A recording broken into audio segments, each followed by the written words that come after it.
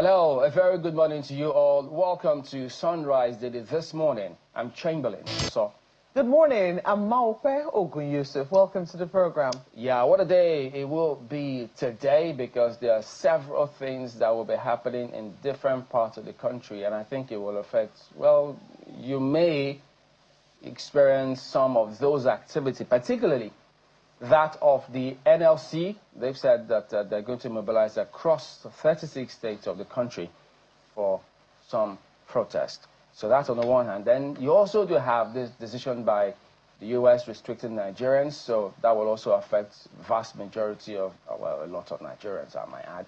And then you also have the tinted glass permit, which will also affect a lot of Nigerians. So, wow, my goodness, we have so many things. We're going to be, well, should I say, not battered, disturbed, bothered on almost every flank. But let's begin with that of the NLC. So they have this, today they say is the National Day of Protest and Mourning, scheduled for December, incidentally, which is supposed to be a festive month. And so NLC says they did meet with the president late Tuesday. They described that as, what? Consultation. But then they spoke after that meeting. They had some governors who were present, led by the chairman of the Progressive Governors Forum and governor of Imo State, Hope Uzodinma, and the Minister of State for Labor and Employment in Kiruka, Nijocha. And also President Joe Ajero said the union will consider the presentation by the president and take a decision on the way forward as regards the planned protest. So it does appear as though, was he being political? Because as of this morning, they've gathered at the Labour Center, where several people are also there this morning. Some of their allies, Shora is also there, and several groups of people are gathering to ensure that this goes on. The police themselves, well, they've been in the news lately for a lot of things, part of which is they say they'll deploy tactical units across the country to ensure that they maintain, according to them, law and order. I wish this deployment of the police should also be done when some of these terrorists attack churches in different parts of the country. I think it would do a lot of good if police usually deploy for those kind of things. And not just when you see unarmed persons who want to just protest, let me say, peacefully, for the most part, except when thugs infiltrate. Then you can deploy tactical, whatever name they call them. And sometimes, I understand that some time ago they deployed what? Electric fence. I couldn't believe it. I said, my goodness, what is going on? They have this muzzle you show when it has to do with hapless Nigerians. The police sometimes act as if they're just working for colonial masters, you know, just against the citizens who pay their salaries. Oh, and by the way, next year they say that there's going to be this tax that will be all over the place. Trust me, when those taxes start hitting people's pockets, they'll be asking a lot of questions of our leaders, because you can't be taking our money and you're living large and doing whatever you want, because I don't know why there hasn't been some emphasis or law concerning if you misuse taxpayers' money, you will face the penalty. Because there's a lot of back and forth about, oh, no, we agree with this policy, we don't agree with this tax policy. But you politicians and those who administer these funds will be tied to anyone who just misuses this fund, because, look, it won't be easy on any one of them, I tell you. But back to this protest, let me tell you, because this is very This is important. Chimberling catching up. Well, I guess, you know, Chimberling, it's been a full year.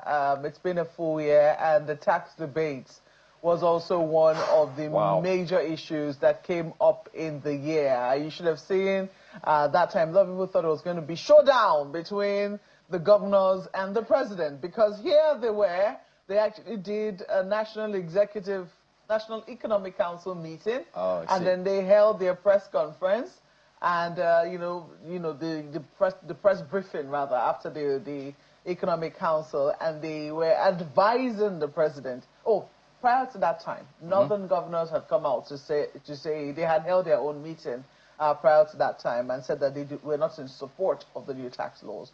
And then there was a National Economic Council meeting that held shortly afterwards, and the National Economic Council meeting, and they held their press briefing, and they were advising the president to give a little more time to consult on this tax proposals, this tax bills that had been sent to the National Assembly. So what they wanted was for the president to withdraw the bills and let there be a little more consultation. But the president said no.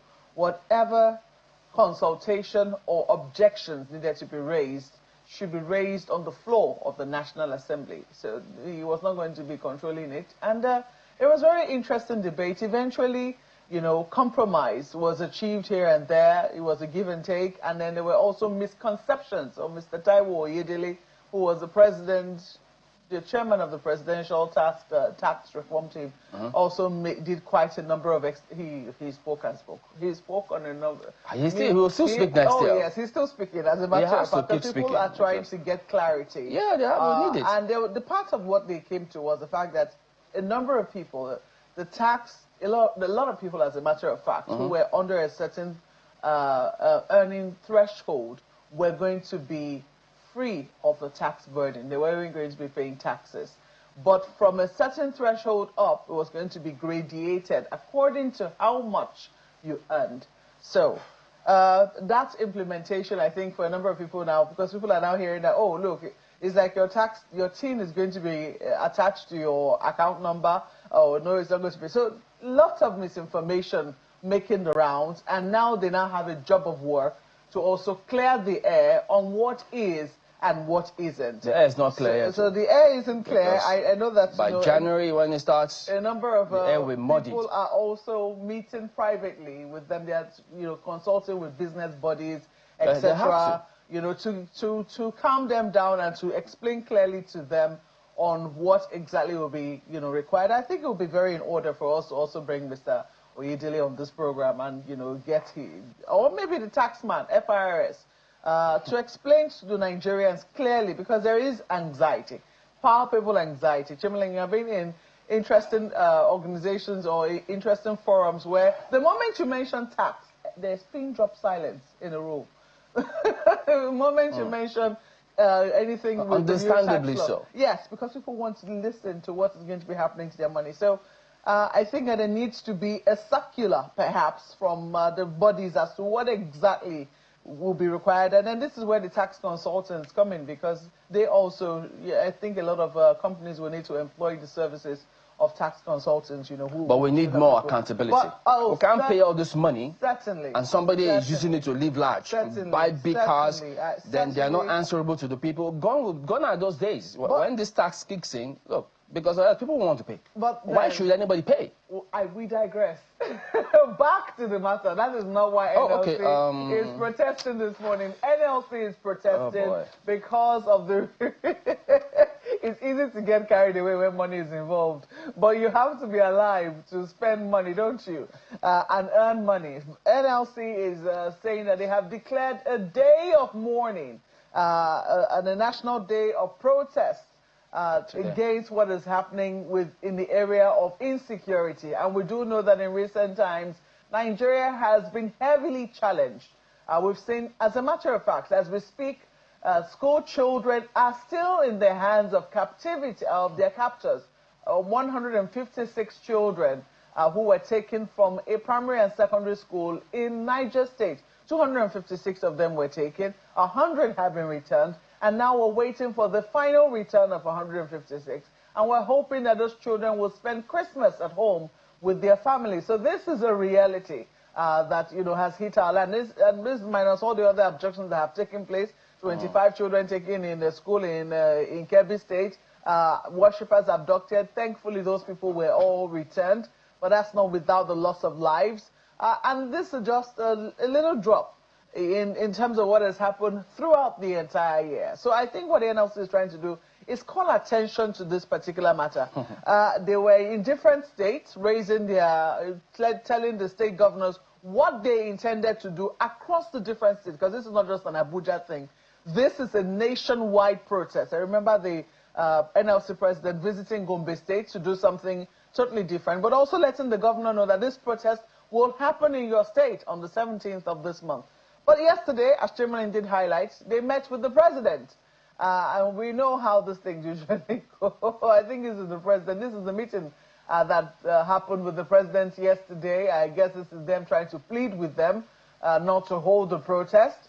But they said this is not their decision alone. They will have to go back to council and discuss with council members and see what the decision is. So today, this morning, we want to see what the verdict is. Our correspondent, Friday Okerigbe, is going to be letting us know what the council members eventually decide. And how we will know what they decide is whether or not we see a number of people gathered for these protests. We understand that people are already beginning to mill around the NLC secretariat, which is supposed to be the takeoff point for that protest. And during the course of the program, we certainly will be hooking up with our correspondent, Friday Okerigbe, to bring us up to speed with what is going on. But Chamberlain, this is currently the situation in, and this is just for Abuja. It doesn't cover all the other states. But I think that the signal from Abuja will certainly let all the other states know whether or not this protest is to go ahead as planned. Is it going to be a whole day's protest? Is it going to be happening in just one place? Are they going to be walking around the city? Do they expect more Nigerians to join them? You know, but when you begin to see civil society allies like Mr. Shore, who is known not to shy away from protests and has conducted quite a number himself this year, we'll wait and see just how this is going. But our correspondent, Friday Okerigbe, we understand is set for us now. Friday, if you can hear us, because last time Friday was at a protest, it was decked in heavy gear, protective gear, a helmet, bulletproof vest, and that's how he's been going. But this one, it looks like he's a little, he really does expect that it will be peaceful. You know, I can, from the pictures we're seeing, it doesn't look like he has any helmet on. No, maybe there isn't any. Any need to be afraid with this at the protest. moment. Hopefully it stays so. But there are several questions, you know, just wondering, much as it's good to draw attention to the challenges the country is facing as a result of insecurity, but sometimes I just wonder, what is the NLC doing with protests about insecurity? Have they lost the relevance about labor matters? But, well, who knows? Maybe Friday will have answers. The workers are part of the... are part of people being kidnapped, and if the workforce is being targeted and people cannot go about their legitimate businesses, then perhaps, you know, they should lend their voices to what is currently happening. That would be the argument. But Friday is set for us now. Friday, good morning. It's good to see you this morning. And can you bring us up to speed? I was just telling Chamberlain that the last time you joined us, you were decked in heavy helmets and a bulletproof vest. But I don't see that this morning. I hope he has it on the side. It means you're expecting the protest to be peaceful. I want to believe that is there a protest first and foremost, and do you believe it will be peaceful? Of course. Thank you so much, Malpe. There is a protest. It's going to be peaceful from what I've seen so far. The members of the Nigerian Labour Congress have mobilized. I have a dozen of them in the secretariat already. If you listen very well, you will hear the music blaring behind me. Some of the leadership members of the affiliate members are already here. I saw the president of NUT, the Nigerian Union of Teachers, the other time. The president himself is on ground. We also saw some of the leadership of the civil society allies, like the video I sent in earlier. Omoyele Showore is on ground, and several other civil society members. So the protest is holding. And as I speak with you, I'm at the NLC Secretariat in Abuja. They are yet to take off to where the protest, they will be leading the protest to. But I also said earlier that there is a handful of security personnel that are deployed around here. We saw the policemen, the civil defense, members of the civil defense corps. We also saw a van of with security men. The way they are dressed shows that they may be from the Department of State Service, even though that was not clearly written on the van. but the way they are addressed suggests that they could be officials of the Department of State Service. So there's 70% of security men. There is a handful of members of the NLC who are already on ground, ready to commence the protest. Okay, but could you tell us, were you able to find out what exactly are they asking for? What's the demand? Okay, so I interviewed the president of the NLC a while ago. The video is still uploading. We'll get it in a matter of minutes. And he did say the demands are to ask the government to act decisively on the security situation. And, of course, all of us are aware that in recent times there has been a kind of resurgence of kidnapping, especially of school children and the rest. And the president did say that Nigerian workers are no longer feeling safe, people going to work. Workers are caught in the middle in some states. Workers can't even travel. So it's a big problem. But beyond this, the security issues, which he referred to in the interview as physical security, there are other issues also. There are economic security that he also wants the government to address. Workers are not able to live as workers. So that's why you now talk about the cost of living. He also wants the government to address that. So it is not just a protest to demand the address of what he refers to as physical security, of course, security of lives. But it's also a protest to demand that the president or the government that is in power addresses issues that has to do with living wage for workers, issues that has to do with protecting schools, issues that has to do with making our roads safe and the likes. So from it appears those are broad-based matters that they've raised there. For instance, security matters are usually not straightforward. So do they have any, yardstick? Is this going to be a yearly protest and mourning on December 17th? What do they need to see from governments so that they can then say, all right, we feel satisfied with what we're asking, or maybe our demands have been met, so to speak? So that was one of the questions I put to him. I actually drew his attention to the meeting they had yesterday with the president and tried to get to hear from him what are the promises and what are the things they put on the table to the president. So the issues, it's not a protest that they want to continue, but it's a protest that could come at intervals if these issues that they have pointed out are not addressed. Brother, very quickly, what routes, do you know how long, is it going to be an all-day protest? You said they are going to be going to the venue of the protest, so where exactly are you expected to proceed to? Because I also imagine that for Nigerians who do not want to join the protest, or maybe would like to join the protest, they would like to know precisely where the protest will be happening. I think the take-off point for Abuja citizens is the NLC Secretariat, but what do you have in terms of the route? For now, they choose to keep that under wrap because the NLC president said their route is not what they will discuss in the public for now. But we do know that if we speak from past experience, when they have issues that have to do with the National Assembly, they go to the National Assembly. When they have issues that have to do with federal government and workers, they do go to the Ministry of Labor, they protest to the Secretariat.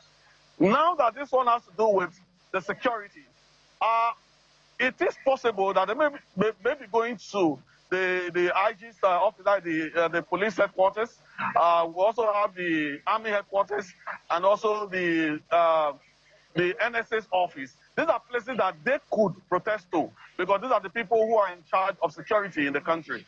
But the NSA leadership did not say anything about the route they want to take this month. All right.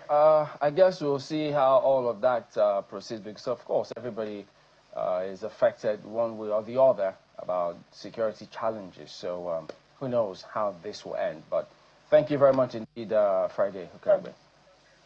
It's my pleasure. Okay, so the meeting yesterday, so what was that? Maybe just, was it sensitization or what? Because they're proceeding with their protest today. So maybe they're learning from the politicians how they say one thing and do another. No, they didn't.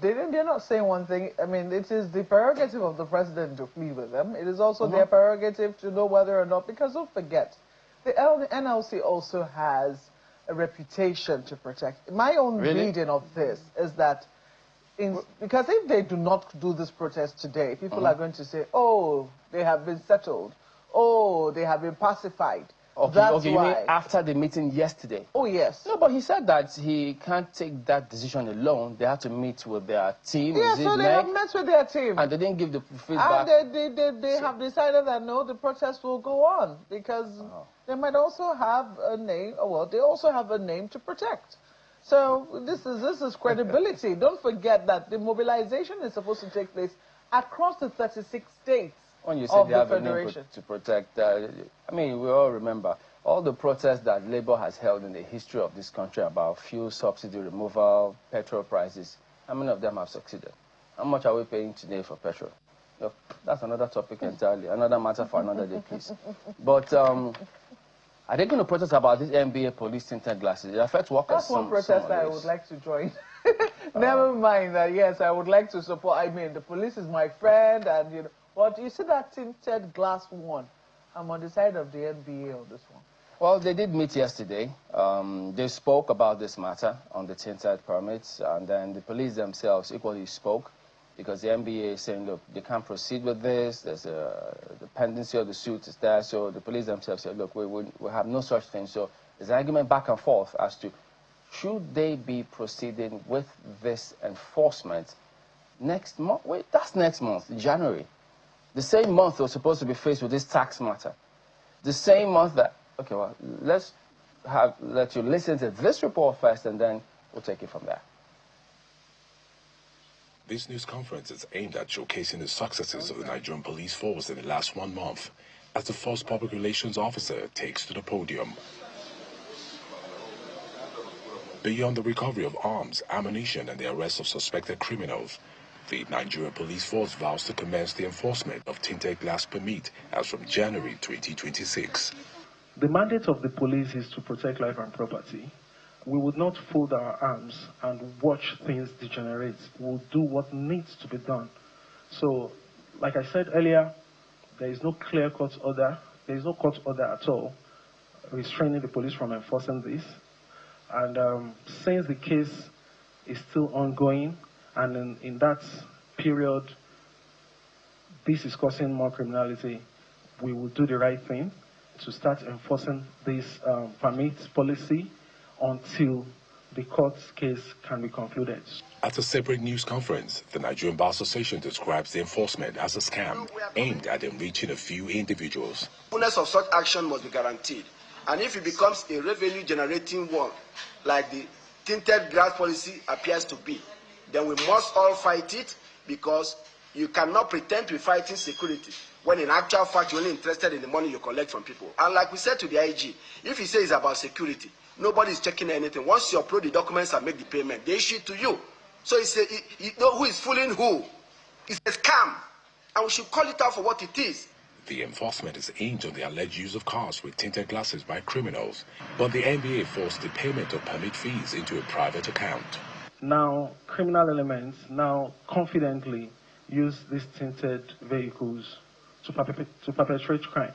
You might not know, we know, because we gather information, we gather intelligence, and we maintain crime statistics. How did they arrive at the choice of that company? What is the company doing for them? How is this money being shared? Why is the money being paid into a private account? How did we get there?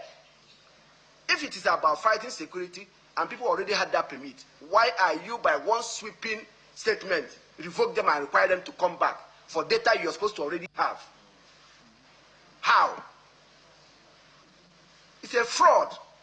As the back and forth over the legality of annual renewal of tinted glass permit by the police and NBA rages, the Nigerian Bar Association is threatening contempt proceedings against the Inspector General of Police, Kaude Egbetogun.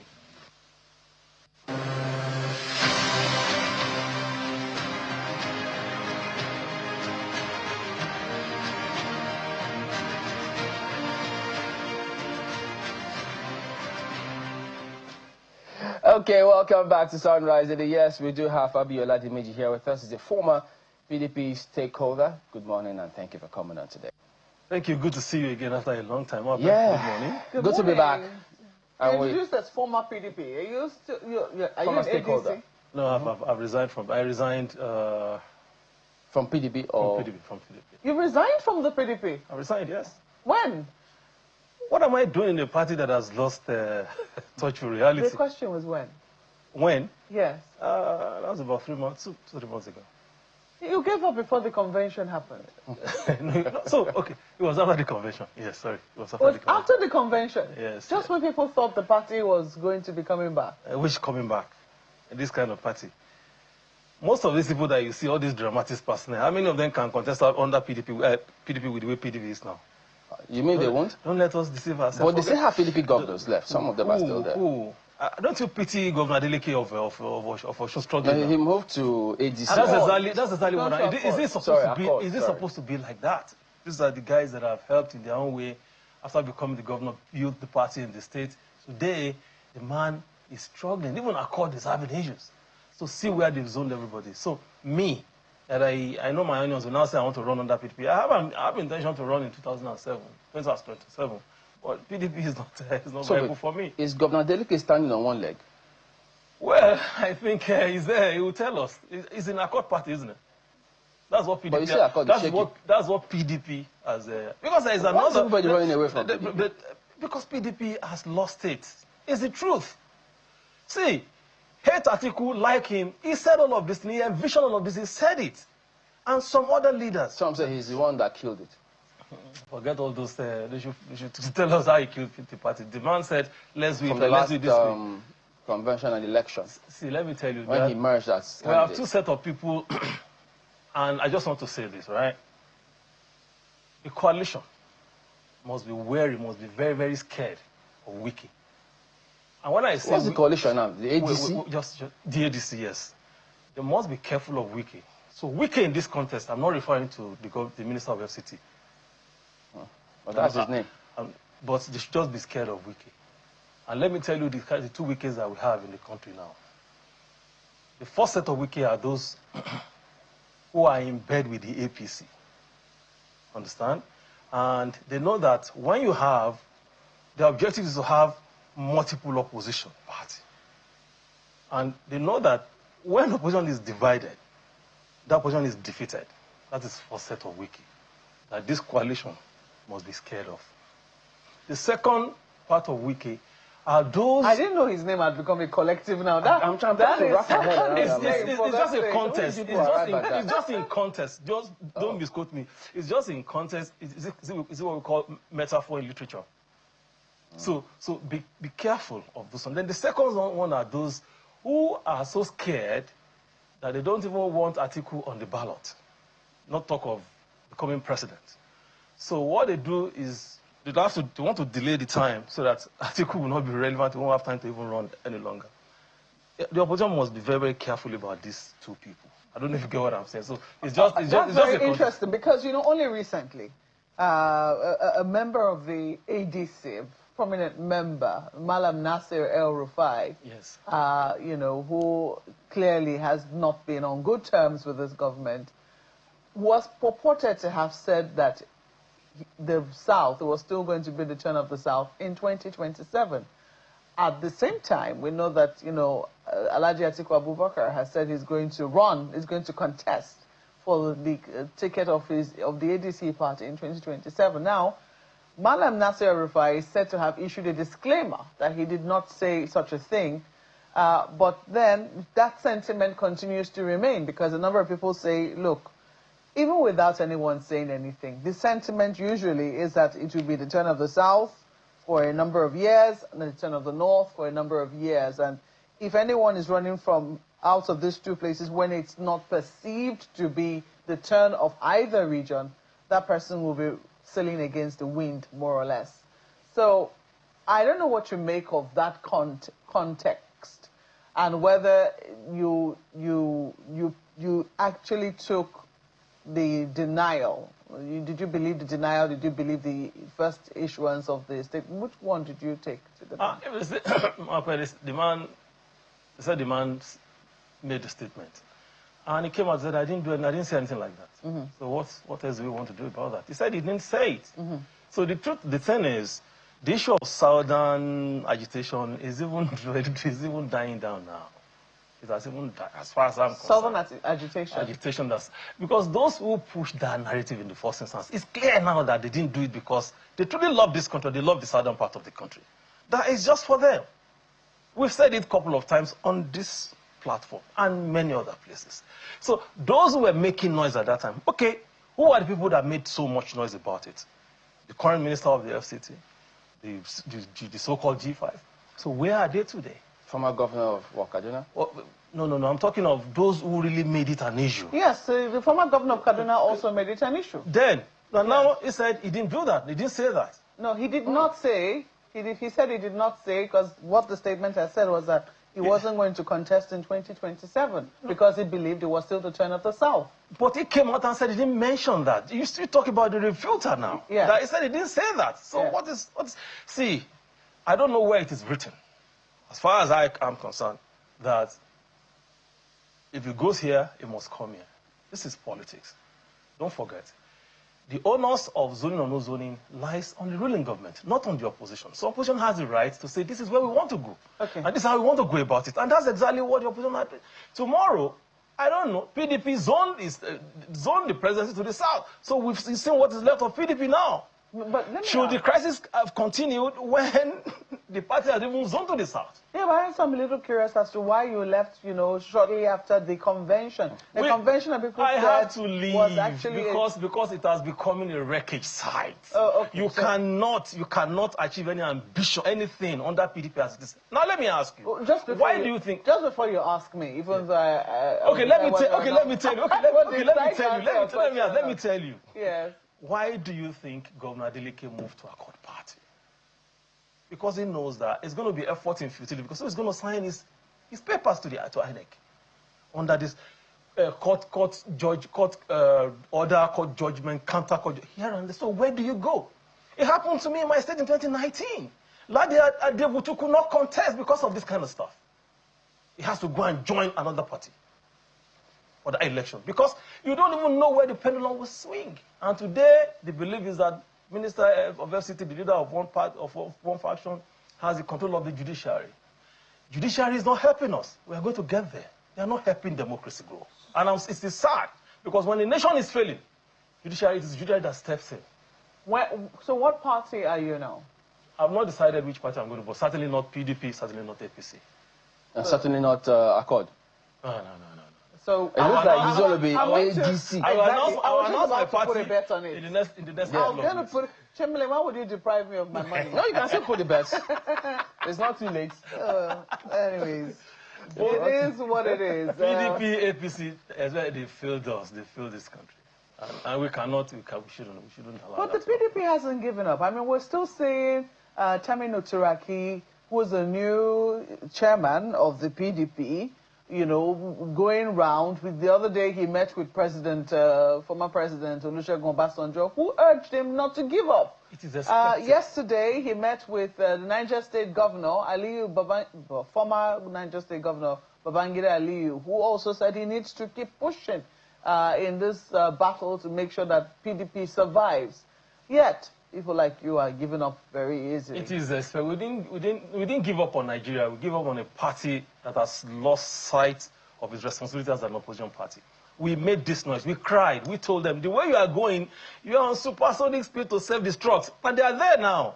They are there now. Well, what did they do wrong? That they held a convention?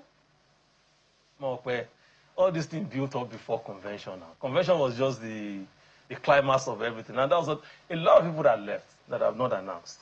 I must tell you that. Forget all these people that are going around the NWC here. Now, Wike and his own faction may conduct their own convention too. But don't you hear Turaki say, look, I am the authentic chairman of this party. No problem. I challenge anybody. The matter is still in court. Let the court decide who is the authentic chairman right now. So me, with all my experience, years of it in the party, I will not stay in that kind of party. But I thought you politicians are always optimistic about things. It's not in this case. When a party deliberately inflicted crisis on itself, that totally unnecessary. If we are here, if we don't want to, if myself and my party do not want you to be on this seat, we can always agree and plan together and get a majority. Even if I'm the one paying for sponsoring your congresses, which congresses? You will still do the same thing? Nobody pays for congresses, Jerry. Some people build that party. When they tell me somebody sponsored the party, I ask them, bring the record of what you have done. When they say, Mr. FCT was the one sponsoring, I say, which sub-sponsor? It was only funding his ambition. It wasn't funding the party. What was because the money that was being given out to individuals. When you say the how much party, of this money, how much of this came to my ward, from my local government? They should tell me, they should give me the records. Does it always get to anybody's ward? This is what we're saying, so don't tell me that somebody is sponsoring the party. It was funding his ambition and funding those people that can let him get what, and that was how he was able to get the likes of the Magun. They wrecked the party. What can you say was the major cause of the problem? When you say they inflicted this upon themselves, what was the thing? When you have someone, when your people have agenda, and the agenda is to kill their party for another party to rise, the party that gave them everything, that made them everything they are becoming like. Oh, so what? The agenda, so the agenda is kill not... PDP for Tinubu to continue. And those who were playing the cards played it very well. Honestly, I give it to Minister of FCT. It's very smart. Okay, so when Atiku contested, there was no agenda to kill the party at that time. What would that be an agenda? Would Atiku come out and they spend all those billions of nairas for his election? You're referring to 2019, right? Yeah. No, not 2019. Was it 2019? Whether 2019, whether 2023. How could a lot of people supported the party, spend their hard-earned fortune? So why would anybody say they wanted to kill the party? They went into election to be able to win, to rescue this country. But internal sabotage by people who believe that, no, we have to do this because they felt aggrieved. Why must you do something that will shake the foundation of an institution that built you? It's unacceptable. Why do you think ADC, well, do you think that the ADC will be this coalition that would lead the opposition? Honestly, my honest opinion is that Nigeria should be grateful for those leaders that have come together. Somebody must take the charge, must lead the charge. Nigerians must be grateful to them, David Mark of this world. You can't take it away from his integrity. You can't take it away from Atiku. You can't take it away from Peter Obi. You can't take it away from Aregbe Shola or Tambua. You can't take it away from all of these guys. They have done a lot in terms of all of this politicking and all of that. And for them to have done a lot for themselves, not for the country. For them who told you that they serve this country now. For them to have the courage, for their courage, that they didn't behave like others. Just everybody, let's just go, because they wanted to survive. Survivor. These people want to survive too, but it's not the way other people are trying to do it. So everybody is now. I'm so worried about this. There's this word used for me. Use one. I don't know. Nobody's talking anymore. Everybody's so scared. Individual institutional people are supposed to be talking. I'm not talking anymore. What is wrong with this country? You expect to be talking? We have a lot of people. We have traditional leaders. We have religious leaders. We have political leaders. Are they telling me everything is okay with this country? Everything is not okay with the country as it is. The country is in a mess. We have a government that is not honest with its people. One of the hallmarks of leadership is your ability to be able to be honest with your people, no matter how terrible that situation is. This government is not honest with us. So today they will roll out statistics to defend, to cover everything they're doing. Statistics, is it in alignment with reality on ground? Okay, we'll take some further look at some of the reality on ground, including some of the names he's mentioned about those in ADC who he believes will lead the charge. But all of that will be when we return in a moment. Stay on with us.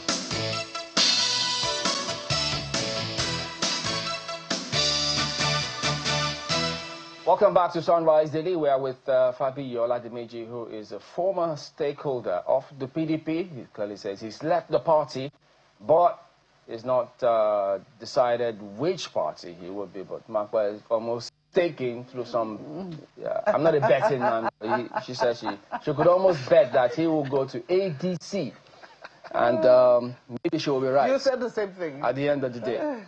But at the same time, too, is ADC really free of all of these internal wranglings? I think I do remember some time ago, Mr. Kachiku did say, look, he was amused that articulate group is choosing to have an alliance with Ralph Fonso, who he says, as far as they're concerned, is no longer leading the party. So all is not yet clear in that regard. Atiku was an agent. So all is not yet clear in that regard. Atiku was an agent, and he has played his card, he has left. And when was the last time you heard about an agent Atiku? Or candidate? He was an agent. Agent's candidate? I don't know about candidates, but agent. He was an agent. What do you mean an agent? He was candidate of the party in the past, but what came after that was acting agent. As far as I'm concerned, he's an agent. How do you mean? Who was brought to come and create confusion, and he lost out. He lost out in court. When was the last time you heard about him? He spent, they've dropped him. Atiku is not an issue. Let's just forget about those ones. It's not relevant. In other words, we should disregard whatever court he might He lost in court, so he lost. He lost. On the one hand, you know, I always find this very interesting. Yes. On the one hand, you know, when certain people go to court and you say that they are agents and they lose and something is done in the favor of the party you support, the judiciary has done well in that regard. How? But when the PDP or any other party, you know, loses, it does appear that then the judiciary, something must be wrong with it. How do we reconcile it? It's not only in Nigerian political space. Everywhere, it's all over the world. Why do people go on appeal? It's not an... Okay. Yeah, you can go on appeal if you're dissatisfied. That's what I'm saying. That is totally allowed. If you're dissatisfied without saying that the reputation of the judges must be at stake at every point in time. Are you saying people don't have rights to talk when they feel cases didn't go their way?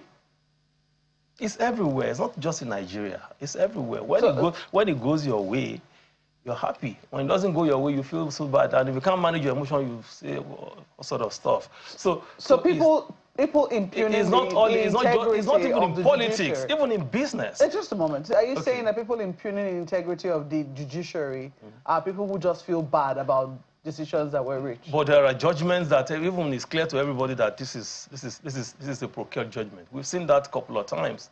I've been in the court on a business deal, very clear, and the court said no. We went on appeal. So people are bound to feel happy when they lose in court. And they will see, especially when they feel that they didn't get justice. How many people have you ever seen comment after Supreme Court has given its judgment? We just let it go. So, okay, we are not happy with it, but we are okay with, at every level. So that doesn't really. Yeah. Well, people commented yesterday when the Supreme Court gave its judgment in the case of whether or not the president could suspend, the judgment was reckless. As far as I know, the Supreme Court judgment was very reckless. I'm a Nigerian. Thank God there was a dissent for it.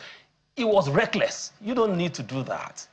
Now, what people are challenging is not whether the president has the power. The Constitution has already given the power. Yes. And does the power say you can suspend the democratic institutions? It didn't. Then why do you have to add the power? If tomorrow we have a recalcitrant president who doesn't care, we're in danger. Democracy is in danger. And that's why I said judiciary is not helping the matters. They are not allowing this democracy grow. When executive is becoming excessive and reckless, it is the judiciary that steps in. When nation is failing, it's judiciary that said the other, that reset the other. Our judiciary is not doing that. In this country, Atiku went to court 19 times during Obasanjo Atiku time. He won. He didn't see any judge. He didn't go and plead with anybody. He didn't pay anything. Where were the judges of that time? Where today, and most of those judgments had become landmark judgments in our judicial lexicon today. So where were those judges of the time? So today, we have judges that, if you don't see, even for your case, they can't be there forever. To be heard, you must see someone. That is what they have reduced judiciary to. Have you seen anyone? It's a dangerous I was just about to ask. Have you seen judges before? You don't have to. I'm not saying. I said you have to see someone. I never say you have seen a judge. So for your case to be listed for hearing, you must see someone. Who, the registrar? I don't know. You must see someone. Who did you see? That can help you. When your case was listed, who did you see? Don't worry. Just leave the matter. So you saw someone? If you have to go and beg, please listen to my case. Help me help my case. Oh, you don't need to give them money. They will not even collect, but you have to go and plead. Some cases.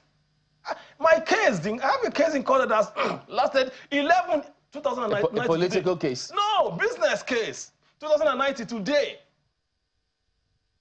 We are yet to get Well, even concerning that judgment yesterday, we had some lawyers, senior lawyers, incidentally, who said no, that would be misleading if they say that perhaps using the word reckless or saying the judiciary is misleading people, massive stuff, but we're running out of time, so I can't go into all of that. But I got this response, since you mentioned Atiku. He says, Mr. Johnson says, no one killed the PDP other than Atiku himself.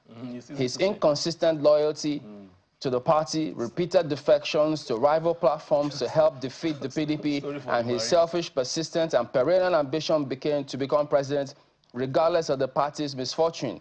And then it says from 2003 to date, he only shows little or no interest, but shows up when it's time to harvest or cultivate. And these are old stories. These are what they've seen. Old story for the Marines. They should look for something else. We are tired of all these rhetorics.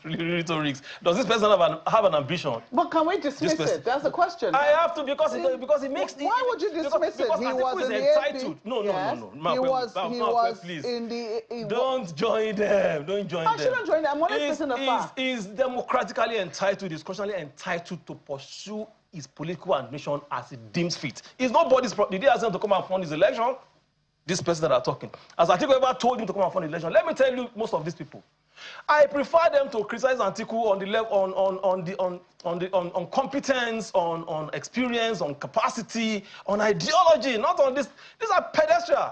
Where do they have space in politics? I want to run an election. You're now saying because what does that have to do? Does that determine what I'm going to offer? Yeah, but the value I'm bringing. Yeah, but that's the question. What exactly are the values of the former vice president if he is defecting from one party to the other? Is he the only one who has defected? It's not an issue. What I'm saying is, it's not an issue. You say the value he's bringing. What is the value he's bringing when he cannot stay in one party and espouse the values in that party? Okay. Is it only Atiku that has left from one party to the other?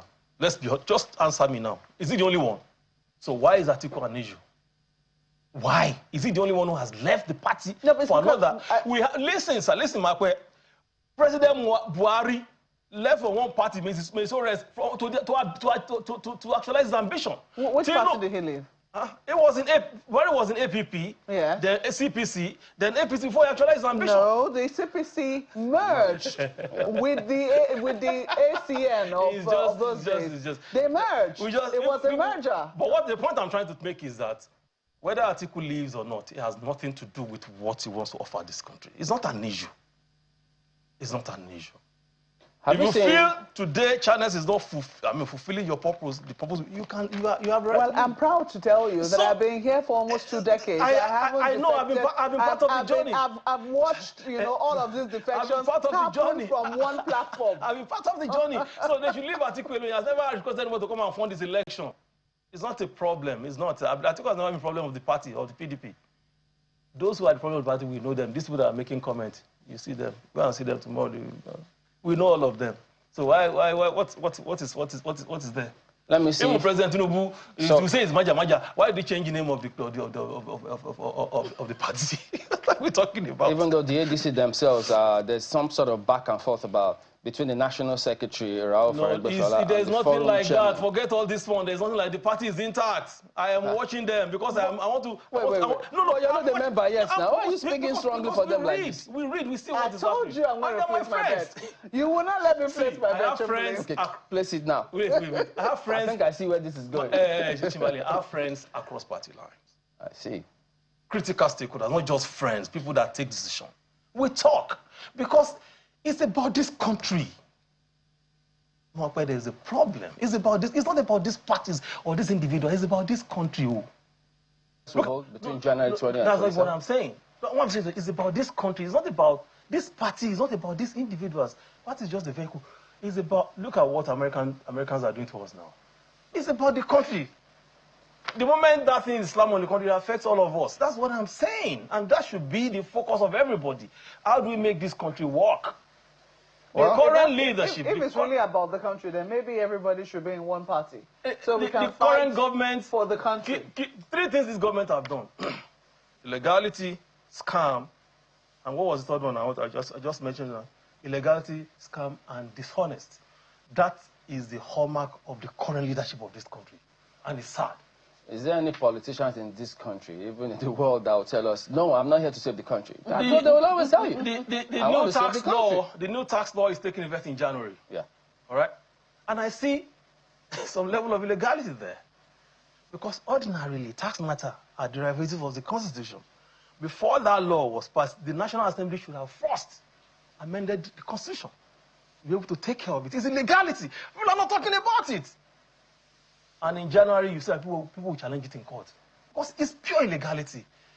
There's exclusive legislative list, there's concurrent, there's residual. That spell out which level of government should take on what. You don't think, being politicians, that they will be able to amend all of those things? And of course, they're going to, because they will send a new list to the State House of Assembly now. They're now through the back door, and those who will adopt it, and National Assembly will now pass it.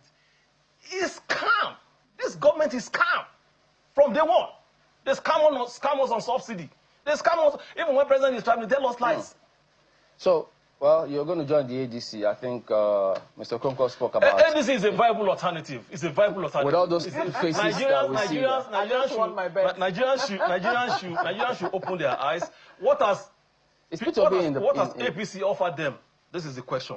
If they are better today than last year, let them go. Let's continue to go with APC. But do you think Nigerians should be comfortable with all those faces they see? Position role as should be. Look at set of PDP. So for the people, the drivers of the ADC to have come together and say, let's create another alternative, I think they stumble for them. Nigerians should open their eyes and take right decisions. But some of those faces that Nigerians see... It doesn't matter. Some people... Okay, it does matter, because how does it matter? If there are those they don't have confidence in, why would they go with them? Some people must drive this vehicle. Can't they have better people to drive it who they believe? Where are they out and say they should not drive it? Why didn't you come out? You have right to become the president of this country. Look at this, look at it now. We have some people that have decided to come out. You're still criticizing them. Where will I get money to go for World Congress and settle the boys? It's not even just come out and say, where will I see your boys? Chamberlain of Channels Television, I want to take a lead in the opposition. Channels Television is not of any party. No, it's an identity. Chamberlain is identified with Channels. At least we know he's identified. So we know what platform politicians, they know how to push you to the front. He has the right to come out and say, I want to lead the charge as an opposition figure in this country. Nobody will stop you. But who are the people that are coming out? Look at so they don't have younger people in the party to come up? They have not come out. That's what we're saying. Who came out? So you've not been mentoring anybody? Okay, where are they? Who are these people? Who is saying they should not come out? Okay. So these people see beyond themselves. They see, because it's the country that has given them so much. Do you think Peter Obi will eventually stay in the party? Because some of his supporters say, don't stay in that party. Peter Obi has his choice to make. Whether he wants to stay, I'm sure they welcome him. If he doesn't want to stay, he should go and do whatever he feels is okay for him. It's an ambition. It's an ambition. It was in ABGA, it was in PDP, it was in Labour. Now, if he comes to ADC, nobody's going to stop him because he needs to fulfill his ambition. All right. We need to anchor at this point. Thank you very much indeed, Fabiola Demeji, former PDP stakeholder. And the bet is that maybe the next time out, we might just announce him as now a stakeholder in the ADC. So you never know with politics. You never know. This one I know. There you go. Well, okay, we come to me now. But unfortunately, to part of what you also highlighted was this U.S. further restricting and limiting the entry of foreign nationals, including those of Nigeria. And part of the reason was radical Islamic terrorist groups such as Boko Haram and the Islamic State operate freely in certain parts of Nigeria, which creates substantial screening and vetting difficulties. According to the overstay report, they say Nigeria had a B1, B2 visa overstay rate of 5.56%, and F, M, and J visas also an overstay of 11.90%.